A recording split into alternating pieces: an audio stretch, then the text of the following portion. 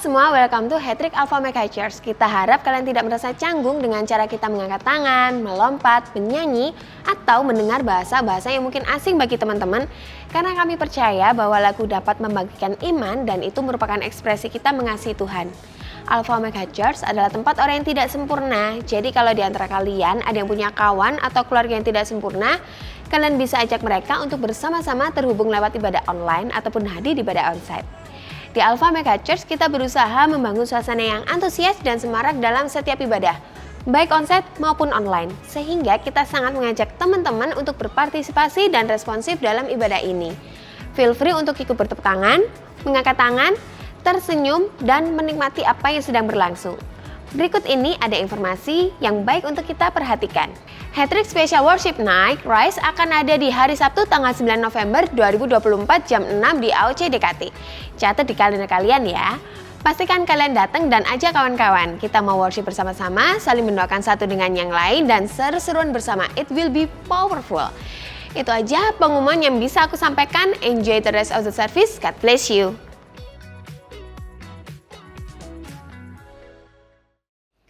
Halo semuanya, saya mengucapkan welcome to Chin Online Service Alpha Omega. Bagi Anda yang baru pertama bergabung, saya mengucapkan selamat bergabung di channel yang luar biasa ini. Dan bagi Anda yang sudah lama, yuk kita stay tune terus supaya berkat Tuhan tidak akan pernah lari dari kita, sebab kita adalah orang-orang yang mengasihi Tuhan. Dan kesempatan kali ini kita akan membahas tentang why community. Nah, hari ini saya ingin bertanya kepada kalian semua, anak-anak muda ataupun mungkin Anda yang sudah dewasa muda, pernahkah kalian merasa terjebak dalam sebuah rutinitas? Jawabannya semua orang pasti pernah. Meski dikelilingi oleh banyak teman dan aktivitas, mungkin kalian sering tertawa bersama di luar sana, tetapi di dalam hati ada kekosongan yang sulit diisi. Kalian mungkin juga aktif dalam berbagai kegiatan. Saya tidak tahu kegiatan apa yang saudara lakukan. Tetapi ketika suasana malam telah tiba dan suasana sepi itu muncul, mungkin akan ada pertanyaan yang timbul. Apakah ada yang benar-benar mengerti apa yang aku rasakan ya? Bisa saja itu terjadi. Apalagi ketika kita diperhadapkan sebuah perkumpulan pribadi. Kalian merasa seolah-olah tidak ada satupun orang yang bisa benar-benar mengerti dan memahami kita. Ketahuilah teman-teman semuanya, rekan-rekan, bahwa perasaan ini bukanlah hal yang aneh, ya. Faktanya banyak pemuda mengalami hal yang serupa, ya. Dunia kita penuh dengan yang sekarang koneksi digital. Namun seringkali kurang hubungan yang nyata dan bermakna untuk setiap kita. Artinya di era modern ini kita bisa terhubung dengan begitu banyak orang dari berbagai daerah, bahkan negara sekaligus. Namun kita juga bisa merasa bahwa kita terputus secara rohani dan emosional. Tetapi kabar baiknya untuk kita semua adalah Tuhan memberikan jawabannya dalam komunitas yang kita sebut dengan kelompok sel. Saudara tahu enggak, di dalam kelompok sel itu, di sanalah tempat berbagi yang bisa saling mendukung dan mengalami dukungan yang luar biasa yang nyata untuk kita bisa mengalami pertumbuhan iman. Di Komsel kita bisa cerita tentang apapun itu. Di Komsel kita bisa bertanya. Komsel itu tempat di mana kita bisa dibangun. Karena apa? Kenapa Tuhan membentuk sebuah istilahnya Komsel itu? Kenapa Tuhan menyediakan itu? Karena Tuhan memang merancang kita bukan berjalan sendirian.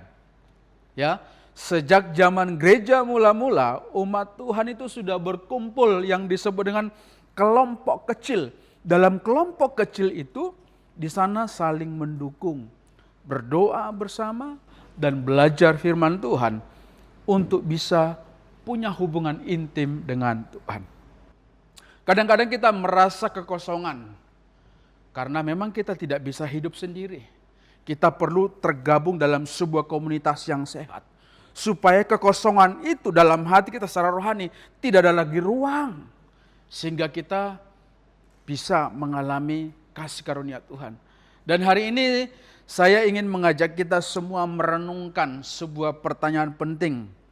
Mengapa kita sebagai generasi muda, pemuda Kristen perlu tergabung dalam komunitas? Apakah hanya untuk berkumpul dan bersosialisasi, ataukah ada tujuan yang lebih mendalam? Tentu ada tujuan yang akan kita capai. Sebuah komunitas itu selalu punya tujuan. Setiap punya komunitas itu selalu ingin sesuatu yang baik. Tetapi dalam memilih sebuah komunitas kita juga harus bijak, ya, kita harus bijak yang mana komunitas yang bisa membangun iman kita kepada Tuhan. Sebelum kita lebih jauh membahas, saya ingin membaca sebuah ayat firman Tuhan untuk kita kesempatan kali ini. Di dalam Ibrani 10 ayat 24 sampai 25 dalam bahasa Indonesia sehari-hari dikatakan seperti ini, teman-teman semuanya. Marilah kita saling memperhatikan supaya kita saling mendorong untuk berbuat kasih dan melakukan perbuatan-perbuatan yang baik. Janganlah kita menjauhkan dari pertemuan-pertemuan ibadah kita, seperti yang biasa dilakukan beberapa orang. Sebaliknya, marilah kita saling menasehati, terutama karena kita tahu bahwa hari Tuhan sudah semakin dekat. Sepintas saya menjelaskan ayat ini secara singkat saja. Ayat ini mengajak semua orang yang beriman kepada Kristus harus tergabung dalam sebuah komunitas. Kenapa kita harus tergabung dalam sebuah komunitas? Ini yang paling penting, teman-teman semua. Kenapa kalau Anda yang sudah tergabung dalam sebuah komunitas sel, itu sangat baik sekali, teruskan. Jangan pernah tinggalkan, jangan pernah lari. Sebab apa? Di sana engkau akan ada banyak pelajaran yang berharga dan itu membuat hidupmu mengalami pertumbuhan. Kenapa kita harus tergabung dalam sebuah kelompok sel? Yang pertama teman-teman yang perlu kita ketahui bersama adalah kita harus sadar bahwa manusia itu terbatas sebagai ciptaan Tuhan. Ayat yang lain berkata dalam Kejadian 1 ayat 27, maka Tuhan menciptakan manusia itu menurut gambarnya, menurut gambar Allah diciptakannya, dia laki-laki dan perempuan, diciptakannya lah mereka. Ini menunjukkan bahwa manusia itu memiliki martabat khusus sebagai ciptaan yang merefleksikan gambar Tuhan, tetapi tetap berada di bawah otoritas dan kuasa Tuhan. Artinya sebagai makhluk Tuhan, kita itu punya keterbatasan. Keterbatasan waktu, keterbatasan tenaga, keterbatasan hikmat. Itulah sebabnya dalam keterbatasan itu kita perlu sebuah komunitas atau sebagai partner atau kawan yang bisa membantu dalam keterbatasan kita. Sekali lagi, kita terbatas secara pengetahuan, waktu, fisik, dan moral, dan lain-lain. Itulah sebabnya firman Tuhan juga berkata, tidak baik seorang diri. Ya, sebagai ciptaan yang terbatas, manusia harus sadar kebutuhannya akan Tuhan dalam segala hal. Artinya, saya dan saudara dengan memahami posisi kita sebagai makhluk ciptaan yang terbatas, ya, kita dapat lebih menghargai kedaulatan Tuhan. Hidup dalam kerendahan hati dan berusaha untuk selalu bergantung kepadanya dalam setiap langkah hidup kita. Bagaimana kita bisa mengerti semuanya itu? Komunitas sel disiapkan untuk kita bisa cerita, untuk kita bisa berbagi di sana. Ketika seorang sedang mengalami sesuatu permasalahan di dalam komsel, Anda boleh cerita, Anda boleh bertanya, Anda boleh berbagi.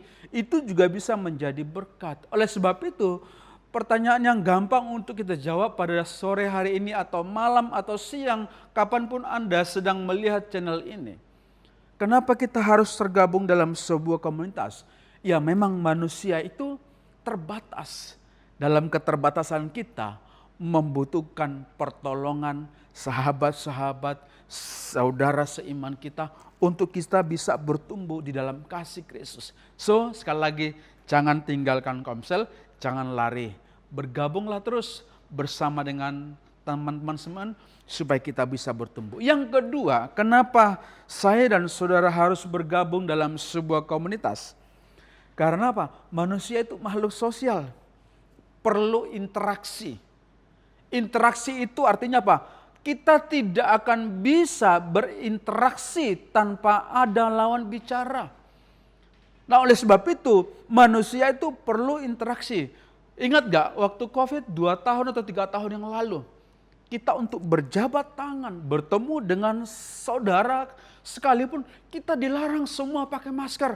Rasanya ya kita itu seolah-olah sangat jauh, kita ingin bersalaman, kita ingin berpelukan dengan orang-orang yang kita sayangi waktu ketemu, tidak bisa, dilarang. Sangat tidak enak. Kalau sekarang kita tidak lagi dibatasi, kita perlu berinteraksi. Dan interaksi yang bagus itu adalah komunitas sel. 1 Korintus 12 ayat 12 sampai 14, Paulus berkata seperti ini, rekan-rekan semuanya. Sebab sama seperti tubuh itu satu dan anggota-anggotanya itu banyak, dan segala anggota tubuh itu meskipun banyak membentuk satu tubuh, demikian pula Kristus. Sebab kita semua, baik orang Yahudi maupun orang Yunani, baik budak maupun orang merdeka, telah dibaptis dalam satu roh untuk membentuk satu tubuh. Dan kita semua diberi minum dari satu roh. Artinya dalam Kristus Tuhan menyediakan tempat, yaitu melalui gereja, komsel. Setiap orang itu memiliki peran dan fungsi yang berbeda-beda, teman-teman. Namun semuanya itu saling terkait dan tidak dapat hidup terpisah satu sama lain. Alkitab dengan jelas mengajarkan saya dan saudara bahwa manusia itu diciptakan untuk hidup berdampingan dengan sesama. Di dalam kasih, dukungan, maupun persekutuan dalam gereja, dalam komunitas sel, saya dan saudara dipanggil untuk menjadi makhluk sosial yang bisa saling menguatkan iman dan kasih. Perlu interaksi. Jadi dua hal di atas menunjukkan bahwa memang sehebat apapun saya, sepintar apapun kita, dan sekaya apapun saudara, secantik seganteng apapun Anda tidak bisa hidup sendiri. Anda perlu sebuah komunitas. Ada kalimat yang baik untuk kita dengarkan bersama-sama. Sendirian kita mungkin bisa melakukan sedikit, tetapi bersama-sama kita dapat mengerjakan banyak hal. Kekuatan dalam kebersamaan mampu mengatasi batas-batas individu. Saudara, saya akan mempraktekkan sebuah, bukan akrobat, tapi sebuah pelajaran bagi kita. Ini adalah korek api. Ada yang tahu korek api? Tahu ya? Kalau saya nyalakan satu, teman-teman, ini akan nyala sampai dengan selesai, sampai habis. Tapi pertanyaannya, berapa lama bertahan api itu hidup. Lihat teman-teman, dalam hitungan detik api itu bisa mati. Artinya kalau hanya sebatang korek ini tidak banyak memberikan apa-apa. Mungkin tidak juga bisa memasak air atau tidak bisa mungkin membakar sampah. Tetapi ketika saya coba beberapa anak korek seperti ini, ya, lalu saya bakar, kemudian yang lain juga saya gabungkan, dan seterusnya.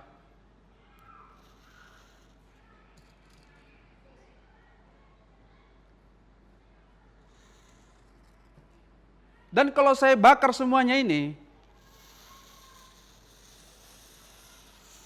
api ini akan menghasilkan sebuah tujuan yang lebih besar. Kenapa?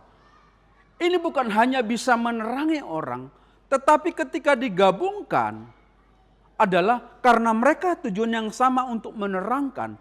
Tetapi ketika bersama-sama, korek batang api ini bisa memasak nasi, bisa memasak daging dan lain sebagainya. Sama halnya hidup kita juga, bahwa ketika kita bersama-sama dengan saudara kita bisa saling support, saling menguatkan seperti korek api tadi. Api kecil di ujung batang itu bisa menyala, tetapi cepat padam dan tidak memberikan banyak penerangan atau kehangatan. Artinya apa? Bayangkan jika korek tadi ya dibakar, dinyalakan secara bersamaan, api menghasilkan menjadi besar, lebih terang, dan mampu memberikan kehangatan serta penerangan yang lebih luas. Gambaran ini menunjukkan kepada kita ketika orang-orang berkumpul, bekerja sama, saling mendukung, ya kan? Kekuatan yang mereka hasilkan jauh lebih besar daripada jika mereka berjalan sendiri. Sama halnya hidup saya dan saudara, terutama bagi generasi muda, tergabung dalam komunitas sel atau kelompok sel bukan hanya soal berkumpul, tapi soal menyalakan semangat, membangun satu sama lain, menciptakan pengaruh positif yang lebih besar. Kebersamaan itu membangun kekuatan dan dukungan untuk menghadapi berbagai tantangan dan melaksanakan lebih banyak hal demi kebaikan bersama kita bisa temukan di dalam sebuah komunitas. Jangan suka sendirian, seorang diri itu tidak baik. Manusia itu, kita itu harus berkolaborasi dan bersama-sama mencapai tujuan yang lebih besar. Mencapai tujuan yang lebih besar. Itu penting kita renungkan bersama-sama. Lalu apa aplikasinya dalam hidup kita? Dengan cepat saja saya menyampaikan.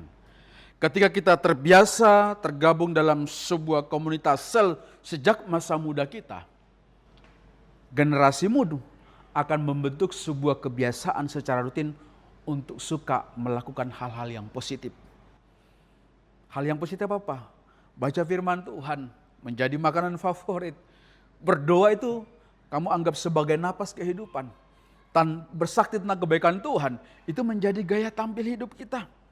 Dunia menawarkan banyak godaan teman-teman, yang bisa membawa generasi muda menjauh dari jalan Tuhan. Tetapi dalam Komsel menjadi benteng pertahanan, di mana mereka bisa saling menguatkan, saling mengingatkan, saling membantu, menjaga satu sama lain untuk tetap berada di jalur yang benar. Aplikasi yang kedua, apa yang akan terjadi ketika kita suka tergabung dalam sebuah komunitas sel? Itu bisa melatih kita untuk punya sikap yang peduli dan simpatik terhadap sesama. Di kelompok sel lah generasi diajak untuk mendengarkan cerita dan bergumul satu sama lain. Praktisnya adalah saya dan saudara sebagai anak-anak muda dari Tuhan, kita bisa lebih peka terhadap kebutuhan orang lain, baik lingkungan gereja, lingkungan luar. Kita didorong untuk bisa membantu teman-teman yang sedang kesulitan. Dan itulah kita harus tunjukkan kasih Kristus melalui tindakan nyata. Jadi kelompok sel pemuda memiliki kesempatan ya berbagi cerita, tantangan, dan kesehatan mereka. Terutama kalau teman-teman kelompok sel bisa menjadi sumber kekuatan, dukungan di saat ada yang mengalami saat-saat sulit dan membantu mereka teguh dalam iman. Yang ketiga, aplikasinya apa? Itu bisa melatih keterampilan kita gini, berkomunikasi dan kepemimpinan. Keterlibatan dalam diskusi komsel mengasah kemampuan kita untuk berbicara, komunikasi, berbicara depan umum, menyampaikan pendapat, memimpin diskusi, membantu mereka menjadi pemimpin percaya diri dan mampu memimpin dalam berbagai situasi, baik di sekolah, kampus, maupun dalam kegiatan sosial.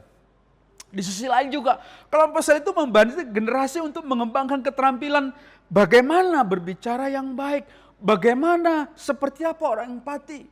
Dan kita juga diajarkan untuk mendengarkan satu sama lain. Bagaimana kita bisa lakukan itu? Semuanya kita bisa terlibat dalam melayani. Dan itu bisa saudara dapatkan dalam sebuah komunitas sel. Penutup, saya akan ceritakan sebuah kesaksian diri saya. Saya dulunya adalah disebut sebagai manusia pemalu. Sehingga kadang-kadang orang memanggil saya pemalu. Waktu SD saya, ya puji Tuhan, saya selalu ranking 1 dulu. Tapi ketika dipanggil ranking 1 maju di depan, saya tidak mau. Ya kan? Bukan sombong, karena memang saya malu, tidak mau. Ya. Karena selain itu juga waktu SD saya termasuk badan yang paling besar. Saya disuruh menjadi pemimpin upacara kalau upacara setiap hari Senin. Saya tidak mau. Karena apa? Malu. Tidak bisa bicara, tidak bisa lihat orang. Bahkan kalau di kampung kami waktu setiap hari Natal, anak-anak sekolah minggu harus membaca ayat firman Tuhan, lalu naik panggung membaca satu persatu. Saya kalau disuruh hafal, saya maju tapi kepala saya tunduk seperti ini dan itu gemetaran. Singkat cerita, saya bisa pelayanan, saya bisa menghadapi 2-3 orang dan saya bisa sharing. Ya kan? Itu semua saya belajar dalam sebuah komunitas sel. Puji Tuhan, kalau hari ini sekali lagi saya bisa berdoa.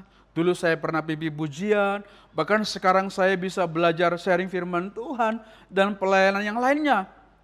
Itu bukan karena datang dengan sendirinya, bisa dengan sendirinya, tidak. Tapi memang saya mendapatkan dalam komunitas sel. Di sana saya banyak belajar, mempersiapkan diri. Oleh sebab itu, pada kesempatan ini saya menyampaikan kelompok sel adalah langkah penting bagi generasi muda untuk bisa bertumbuh dalam iman, membangun relasi yang positif, mempersiapkan diri menghadapi tantangan hidup. Kelompok sel juga adalah menjadi tempat perlindungan, pertumbuhan, dan pembentukan karakter yang akan memperlengkapi saya dan saudara untuk menjadi generasi yang kuat dan berani hidup dalam kebenaran Kristus. Saya akan berdoa buat kita semua. Bapa di sorga, terima kasih untuk kesempatan kali ini. Kami boleh diingatkan kembali bahwa pentingnya kami tidak menjauhkan dari pertemuan-pertemuan ibadah. Terutama kami boleh tergabung dalam sebuah komunitas sel yang bisa saling kami membangun, menguatkan. Biarlah sejak masa muda kami membiasakan diri tergabung dalam sebuah komunitas yang membangun kehidupan iman percaya kami, supaya kami bisa menjadi saksi, menjadi terang. Pakailah kami semua anak-anak muda-Mu Tuhan, untuk bisa menyebarkan keharuman Kristus dimanapun Tuhan tempatkan, di kampus, di sekolah, mungkin kami sudah bekerja, di keluarga. Jadikan sebagai generasi-generasi muda untuk pembawa keharuman Kristus, dan kami menjadi terang untuk menyenangkan hati Tuhan. Terima kasih Bapa di surga, berkati setiap kami yang mendengar pada kesempatan kali ini. Di dalam nama Tuhan Yesus, hamba berdoa, haleluya, amin. Tuhan memberkati.